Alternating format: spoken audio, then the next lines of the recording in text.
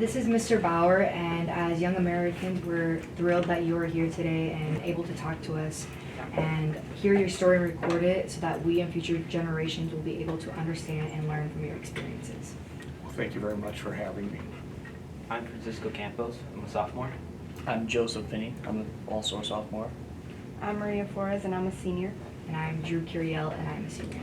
And we all attend South Sioux City Senior High School in South Sioux City, Nebraska. And on November 2nd of 2017, we will begin this interview. Alrighty. So we're just going to kind of start in the beginning of your life. Where and when were you born? I was born in Longview, Washington, which is close to Portland, Oregon. My father was just got out of the military and was looking for work, and he found a job there, so that was my misfortune or fortunate event. I was born on March 30th, 1948. So how did you end up here in this area? My parents were from Sioux City, and my father in World War II spent most of his time in the South Pacific, so my mother would periodically be on the West Coast, typically Long Beach, California. And both my parents kind of liked the weather, and then this job in Washington and Oregon opened up Bonneville Power Line, which back in the late 40s was a big deal. My father was a dragline operator. They were removing timber from the forest so the power lines could go through unimpeded. That's how I got there. How we got back here was because that's where my parents were from. So, do you have any siblings or, like? I do. I have an older sister. She was born in 1940. My father was drafted into the Navy in 1942, and that's why there's a big pause between my sister's birth and my birth. The war intervened. But yes, she's still alive. She lives in Chino, California, which is close to Riverside, California.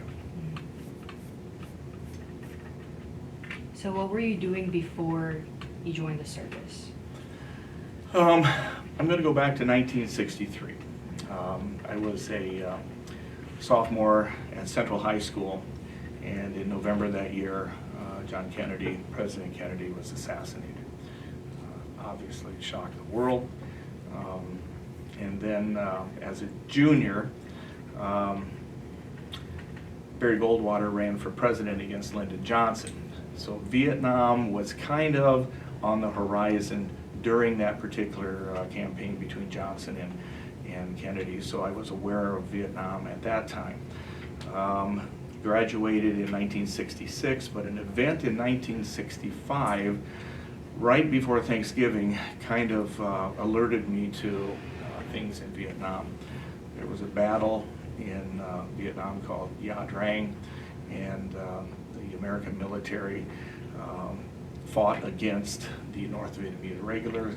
232, I believe, 232 Americans were killed in that battle.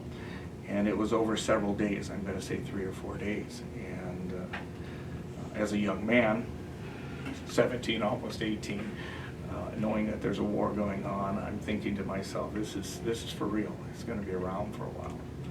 1966, I graduated from Central High School. I got a job at Wonder Bread Bakery and worked there. Some of my friends were volunteering for the draft. It's interesting because you had people who truly believed that the communists were going to take over the world if we, the United States, did not stop them in Vietnam. And you had other people like myself wondering, what's this really all about? How involved am I going to become in this? So anyway, worked that year. March of 1967, I received my draft notice and I had to make a decision. So I was working until I got my draft notice and I had to make that decision. What was the consequence if you decided not to go to the service?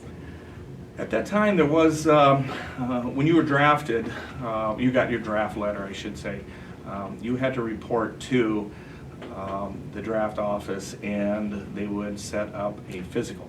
And the physical was designed to determine whether you were physically fit, and there was also kind of like a mental part of it. So you had to take some tests: can you abstract, multiply, divide, read, write, that kind of stuff. And if you passed the physical and the mental, then you were suitable for the military. And at that time, the Army was the main conscriptor for draftees, but occasionally the Marines would come in. My friend Tom thought he was volunteering for the Army, and a Marine recruiter came into the office where there were about 60 men, and he pointed to 3 guys and he said, you, and you, your Marines, come with me. And so he volunteered for the draft, thinking 2 years in the Army is what he'd have, and he ended up with 2 years in the Marines. You talked a little bit about the physical fitness. I've heard that people with flat feet can't enter. Is that true? Yes. It depends on the level of the war. I'll give you the example of my master sergeant while I was in Korea. His last name was Gay, and we called him Papa Gay. He wanted to get involved in World War II before Pearl Harbor. He had flat feet. They said, you can't.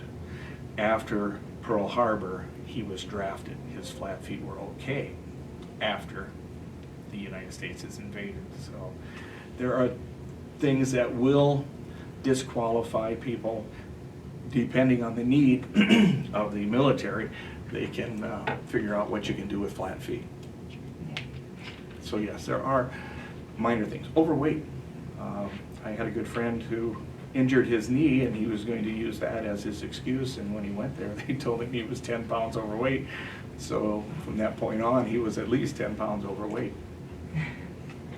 Was it very difficult for you to make that decision after you got your draft notice?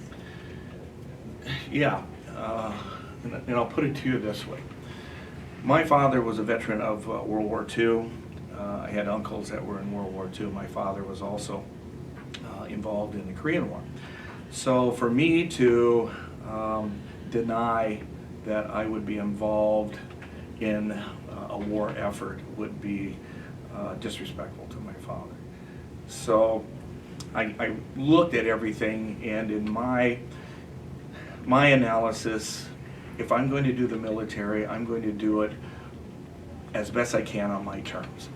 And so when I got my draft letter, I walked down to the Air Force recruiter, and I asked him, could he help me out? And he did. So I chose to enlist in the Air Force for 4 years rather than be drafted into the Army, or as I said, the Marines, for 2 years. How do you think your family was impacted on the fact that you were going to have to go serve?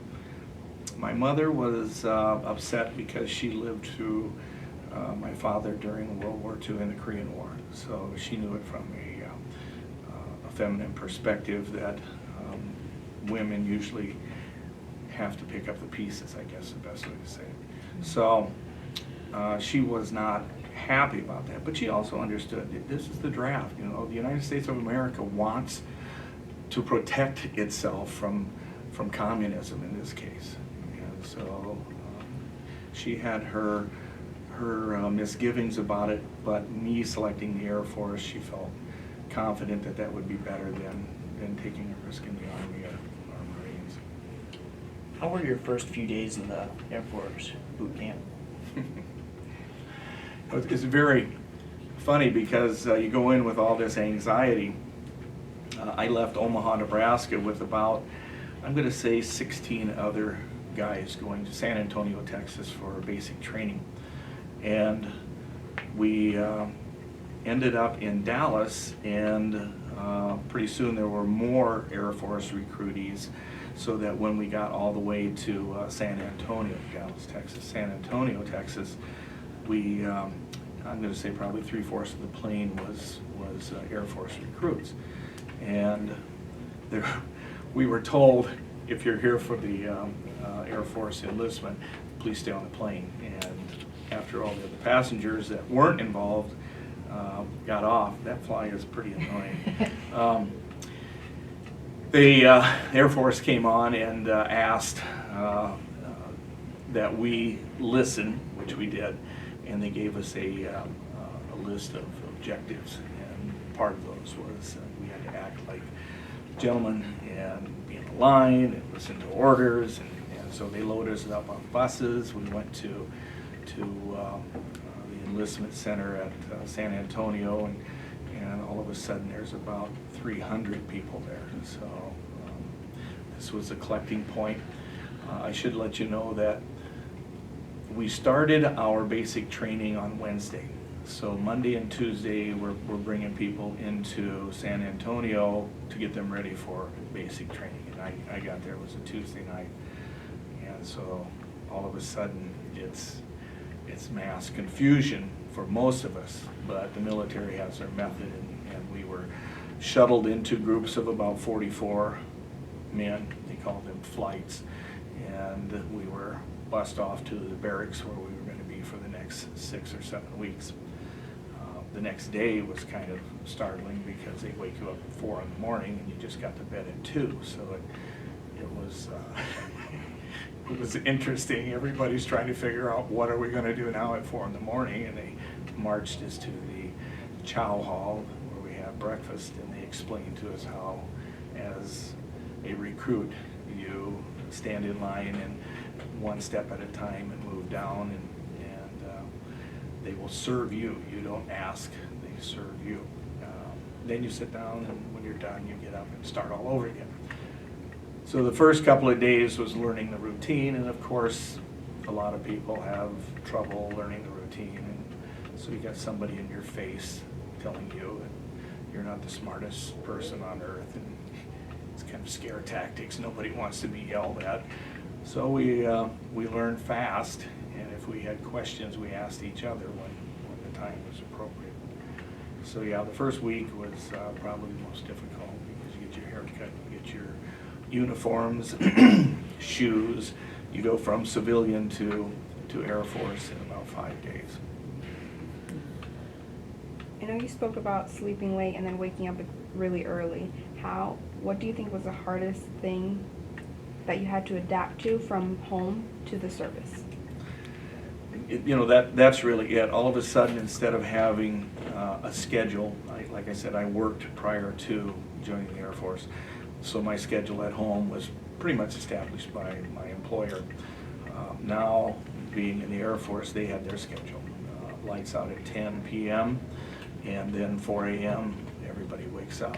And occasionally we would have some kind of drill in the middle of the night. So you would be startled awake, and they would either yell fire, fire, fire, which meant that the building was on fire, or some other reason to get you up in the middle of the night. And when you left, you had to be sure you had certain things, or if you didn't, everybody came back in and we'd do it again until everybody gets it right.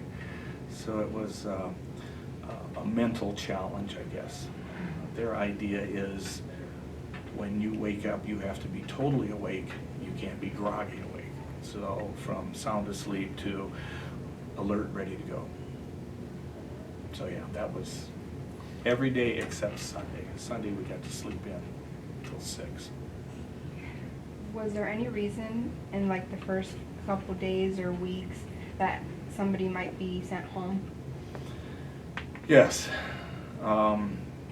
There were several reasons.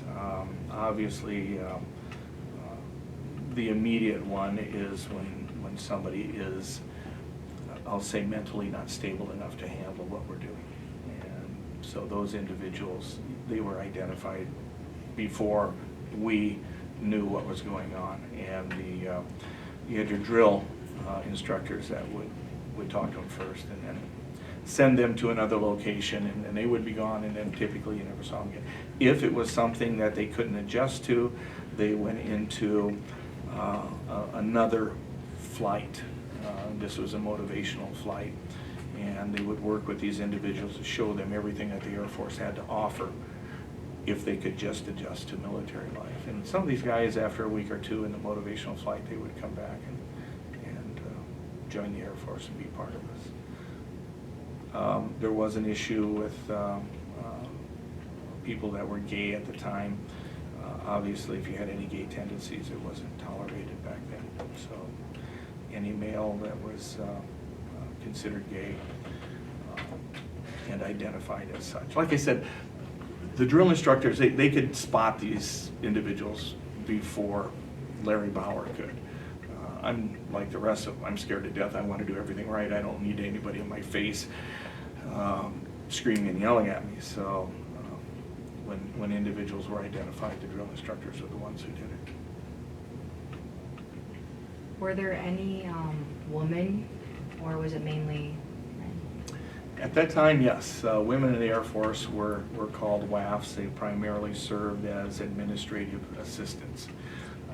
Or if they had medical knowledge, then they could get into the hospital, whether it was, let's see, not a BSN, but anyway, a 2-year nurse, then they would take them in. But if you were bachelors of nursing, then you came in as an officer. You didn't enlist, you were officer material. But yes, they were there. Not very many, not very many. Of course, this is back 67 to 71, and that was primarily, military was primarily male at the time. Geography-wise, where did you spend most of your time? The first 6.5 weeks were spent in San Antonio, Texas, and that's where basic training is held.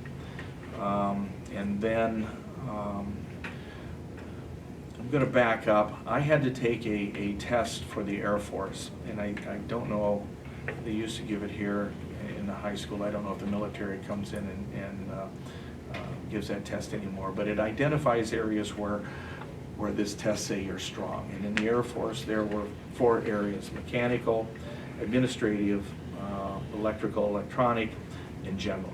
And I scored high in mechanical, administrative, and electrical, electronic. Then I chose, at that time, talking to the recruiter, the area that I would like to receive training.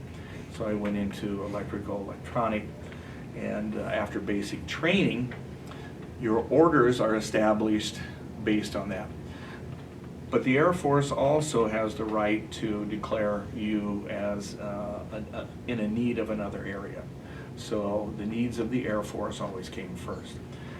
After 6 weeks, I got my orders to go to Biloxi, Mississippi, Keesler Air Force Base, where I had received orders for training in electronics, ground radio, which means radio that will transmit from ground to ground, or radio that will transmit from ground to air. And so I went into 42 weeks of training for that. And that was in Biloxi, Mississippi. After I graduated from Biloxi, Mississippi, I discovered that I would be going to Wichita, Kansas, which had a Titan II missile system. And I do have this picture here, and I'm going to let everybody take a look at it, because when I talk about the Titan II missile system, it's truly a weapon of mass destruction. But we didn't call them weapons of mass destruction at that time. They were thermonuclear devices. We had 18 missiles around McConnell Air Force Base in Wichita, Kansas, 18 missiles around Tucson, Arizona, 18 missiles around Little Rock, Arkansas. So we had a total of 54 missiles. And it had the capacity of a 10 million ton TNT bomb. But it was a thermonuclear device, so they didn't have 10 million tons of TNT. This was what we call the hydrogen bomb. So you had roughly 500 million tons of TNT tied up in the Titan II missile system. The missile was 9 stories tall, buried underground in a silo. The command control center was also underground. The missile was in one location, the command control center in the other, and you have tunnels that connect the two. This particular picture is of a missile that was launched at Vandenberg Air Force Base. And we would test them periodically, pull them out of a silo, make sure the fuel is drained, it had liquid fuel, and then it would be hauled all the way to Vandenberg Air Force Base in California, and then they would test launch it from Vandenberg to the Kwajalein Islands. The thermonuclear device was removed, but the capsule was left on top with the same mass weight, so that when it re-entered the atmosphere, only that capsule re-entered. It was heading toward the Kwajalein Islands. You had all these radar detectors, and wherever it landed, then they knew how accurate this weapon was. I don't know if you've ever heard of horseshoes, hand grenades, and thermonuclear devices. For the game of horseshoes, you don't always have to have a ringer. If you get close, you get a point. Hand grenade, if you throw it, you don't have to hit the person with it, you just got to get close to them. Thermonuclear device, the same thing. When it detonates, as long as it's close to its target, it'll take it out. So that's what I did in Wichita, Kansas at McConnell Air Force Base for almost 2 years. And then I was stationed in the Philippines, and as a member of the Philippines, was the first mobile communication group in the Philippines. I was transferred to Korea. I spent 3 months in Korea, came back to the Philippines, and then participated in what we called at the time war games, and I went back to Korea to support the Army in their war game effort. And that wraps up my Air Force career. So, basic training San Antonio, technical training Keesler Air Force Base, Biloxi, Mississippi, Titan II missile system in Wichita, Kansas, McConnell Air Force Base, and then Clark Air Base in the Philippines, and I was at Osan Air Base in Korea, and Daegu Air Base in Korea. From Kansas to the Philippines, was that a big adjustment? Yes, it was. I I had some specialty training, and at that time the Strategic Air Command was located in Offutt Air Force Base, Omaha, Nebraska. Offutt is still there, and now it's not called the Strategic Air Command. Strategic Air Command took care of all the missiles and the nuclear devices in the Air Force. The specific training I had was called Survivable Low Frequency Communication System, and it was used at Minuteman missile locations and Titan II missile locations. The Navy used it on their missile submarines, and the Air Force used it on all of their bombers that had thermonuclear device capability. Once I was done with this particular training, I was informed that I would be with the Strategic Air Command for the rest of my career. I was dating a young lady that I went to high school with. When I told her that I'm pretty much stuck with Strategic Air Command, I'll either be at one of the missile bases for the Titan II or one of the missile bases for the Minuteman. So we prepared to get married, which we did. And June 8th, 1969, I was married. And September 7th, I believe it was, I received orders to go to the Philippines. So I'm thinking I'm going to be stuck in the United States with a missile system, and the Air Force had needs for me somewhere else. In March of 1970, I left McConnell Air Force Base and went to the Philippines. March at Wichita is kind of like March here, it's cold. I got to the Philippines, it was tropical heat. So it was a total shift in my body. The other thing was, it was a long flight. It was a 16-hour flight. And by the time I got to the Philippines, my mind wasn't with me, I guess is the best way to say it. I arrived at 10 a.m. in the morning, but in my head, it was 10 p.m. at night. And it took me 3 days to adjust to get that set right. I didn't know which way was north, south, east, or west. Everything was disoriented. So some people have that experience. I did. Some people don't. And it just took me a while.